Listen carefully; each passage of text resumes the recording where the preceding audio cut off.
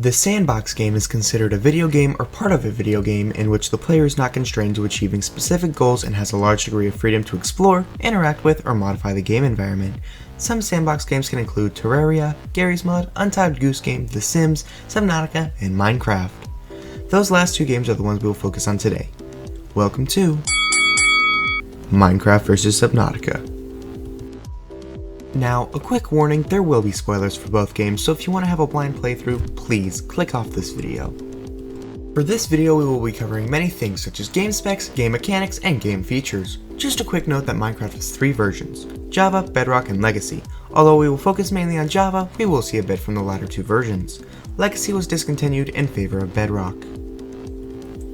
Let's start with the specs. Minecraft Legacy could be bought for $19.99 United States dollar, Bedrock could be bought for $19.99 to $49.99, and Java can be bought for $29.99. Subnautica can be bought for $29.99. In the first year of release, Minecraft had 15 million copies sold, while Subnautica had 5.3 million copies sold in their first year. Minecraft was first developed by Mojang, and later Mojang was assisted by 4J Studios. Eventually, Minecraft was bought by Microsoft. Subnautica has been developed and maintained by Unknown Worlds Entertainment. Minecraft Legacy can be played on the Xbox 360, Xbox One, PlayStation 3, PlayStation 4, and the Wii U. Bedrock can be played on phones, tablets, Windows 10 laptops and PCs, PlayStation 4, PlayStation VR, PlayStation 5, Xbox One, Xbox Series X, and the Nintendo Switch. Java can be played on PCs, laptops, and Oculus VR systems. Subnautica can be played on PCs, laptops, PlayStations, Xbox, Nintendo Switches, and virtual reality. Let's take a look at the trailers from both games. Note that Subnautica's is more of a cinematic and Minecraft's is from like 6 years ago, so it's gonna be a little out of date. Let's go to a place where everything is made of blocks, where the only limit is your imagination. Let's go wherever you want to go. Climb the tallest mountains, venture down to the darkest caves, build anything you want, day or night, rain or shine, cause this is the most significant sandbox you'll ever set foot in. Build a majestic castle, invent a new machine, or take a ride on a roller coaster, play with friends, build your own little community. Protect yourself with the strongest armor that you can craft, and fight off the dangers of the night. No one can tell you what you can or cannot do, with no rules to follow. This adventure, it's up to you.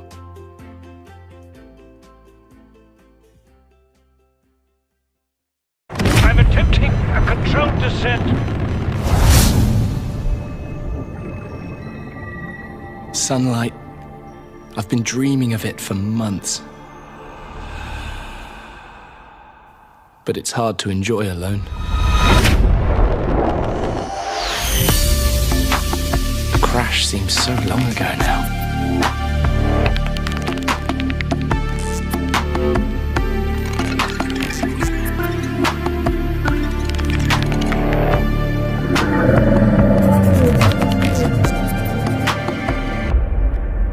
Father was right. We shouldn't have gone so deep.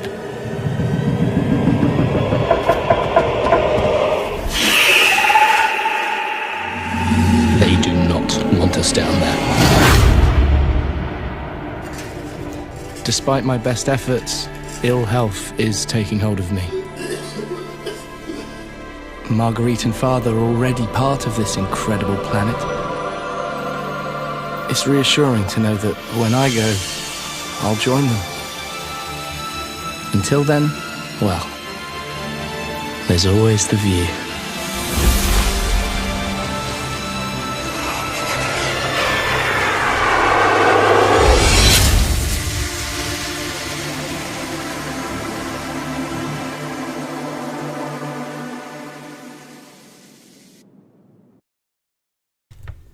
So, what are the graphics like? Minecraft has a very simple graphics style. Everything is a bit more low resolution and very, very blocky. Subnautica, on the other hand, has what I would consider one of the best graphics I've ever seen in a game. And although much of the natural environment loses its clean look when you get close, all in all, everything looks amazing and can create many awesome feelings such as wonder and fear. The music in the games can also provide great reactions. In Minecraft, pretty much all the background music is calming, although when cave noises happen, it can send a chill up your spine. Here's some of that music.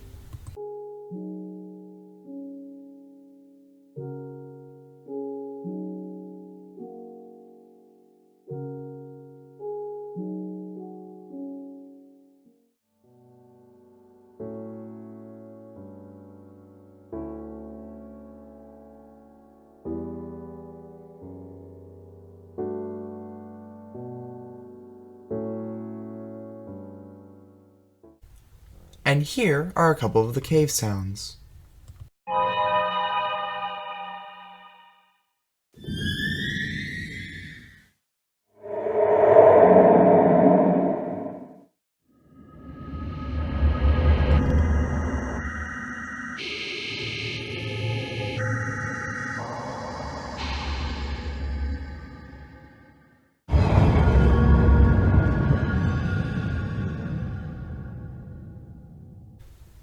Minecraft also has a set of music discs. Here are a couple parts of them.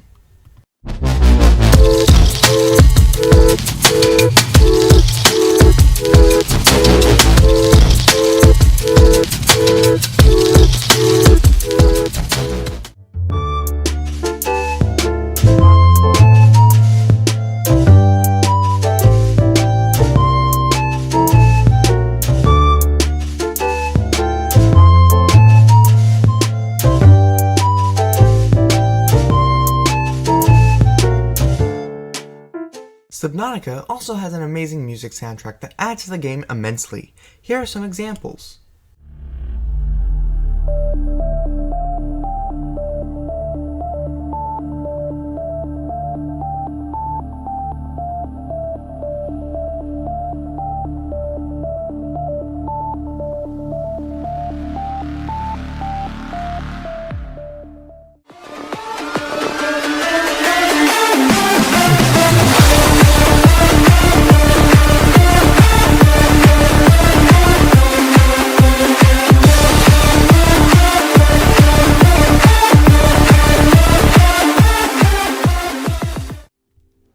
Both games have iconic mobs that are widely recognized in the gaming and pop culture community.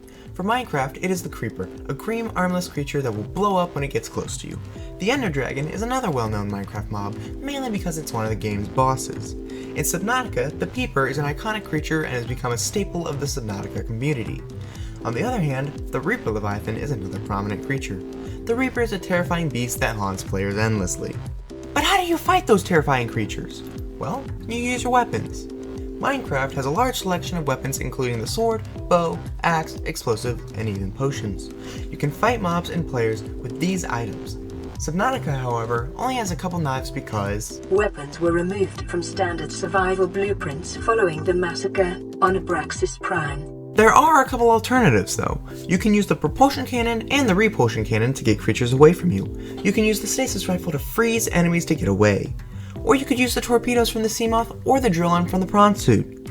And although you can find other weapons in alien bases, they're sadly unobtainable. So can you play with your friends? Minecraft has a very large server community, so you can play minigames or chill with your friends in their worlds. Subnautica, however, is a single player game. All you find is yourself, deadly creatures, and an endless ocean with no hope of survival. Unless, of course, you download the co-op mod, which brings us to our next topic, modding. Minecraft has had a large modding community for years. If you can think of it, chances are someone has made a mod for it.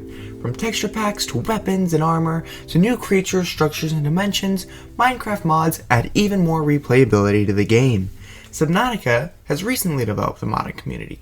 Other than the multiplayer mod, Subnautica has seen unused concept creatures brought back, dead creatures rising, and even new additions to bases.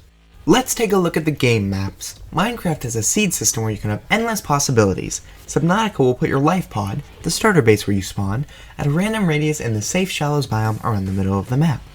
But Subnautica's terrain and map stays the same every time for story and loading purposes. Minecraft has two dimensions that you can travel to called the Nether and the End. These dimensions add a whole new element to the game. Subnautica may not have dimensions, but it does have three main layers to the world. The main layer is where most of the survival aspect of the game comes into play. The caves layer can range from the Jellyshroom Caves to the Lost River. These areas start up some more intriguing discoveries. And finally, the lava zones, where there is a lot of endgame material. Each layer has many different features. Speaking of the map, what are the borders like? Well, if you travel far enough in Minecraft, you will eventually reach a game border. If you find a way to pass this border, the game will become increasingly glitchy. Minecraft's game border is at 29,999,984 on the X or Z axis. At the Y 1 to 5 layer, you will find a mass of bedrock, an unbreakable block that stops you from going any deeper. The build height for Minecraft is currently at Y equals 256. Subnautica is played in a 2 km by 2 km radius. When you get to the border, your log will tell you that you have reached the dead zone. At this point, you will hear a blood-chilling screech as the giant ghost leviathans will persuade you to go back to the main areas of the game and never return. If you're somehow able to not die and evade the ghosts, you can go to about 5,000 meters away from your life pod before you're teleported back to it. To the same effect, if you get into the dead zone and somehow stay alive long enough to reach 8,100 meters below sea level, you will get teleported back to your life pod. What is the lore like? Minecraft does have lore, although nothing has really outright been said. Many things in the game leave it open to your imagination, and it can create many different interpretations about the lore. In Minecraft, lore can be gleaned from various structures found around the map, and even designs and blocks such as red chiseled sandstone. Subnautica's lore is a lot more upfront, but there are multiple sets of lore. The Precursor lore, the PDA lore, the Degassi lore, and the World lore. The Precursor lore can be found in various alien bases. The PDA lore is given to you by your PDA, as well as various wrecks of the Aurora and other destroyed life pods. The Degassi lore can be found at abandoned sea bases around the map. World lore is given to you by scanning the fauna and flora as well as entering new biomes. Well, let's go and look at crafting. Minecraft obviously has a crafting system. It's in the name, for Pete's sake. Using materials you find in the world or that you take from the corpses of monsters and animals, you can make tools, armor, and building blocks. You can upgrade some items in the smithing table to make them more powerful. You can make banners in the loom and maps in the cartography table. You can find better ways to make stone in the stone cutter. In your inventory, there's a small crafting grid where you can make basic items. In Subnautica, you can use a fabricator to make most of your tools. You can upgrade things via the modification stations. Although you can craft medkits, there is a fabricator that will generate medkits. Vehicles can be made via the mobile vehicle bay and can be upgraded via the vehicle upgrade console in the moon pool. Most of the tools and transportations will need to be found from fragments around the map. You can use the scanner tool to collect information needed to craft them. This leads us right into our final topic, building. Building is essential to both Minecraft and Subnautica. In Minecraft, you can place pretty much any block with ease and create giant bases. In Subnautica, the amount of buildings you can make is limited. You use a builder tool to make bases. So that just about concludes this video. I hope you guys did enjoy it, and I also hope you found this video useful. This video took a ton of time and effort to make, almost 2 months. And statistics show that 38.3% of you guys are not subscribed, so if you could do that and tap the bell, that would be greatly appreciated. Make sure to like the video and comment what you thought of it, as well as share it with your friends and family. And please follow my socials as well, they're all in the description. A quick shout out to Lock.2 for getting the Minecraft footage, and another quick shout out to Hate number 7629 on the TubeBuddy Discord server for creating the thumbnail for this video. Thanks for watching, and I'll see you guys in the next video. Bye guys!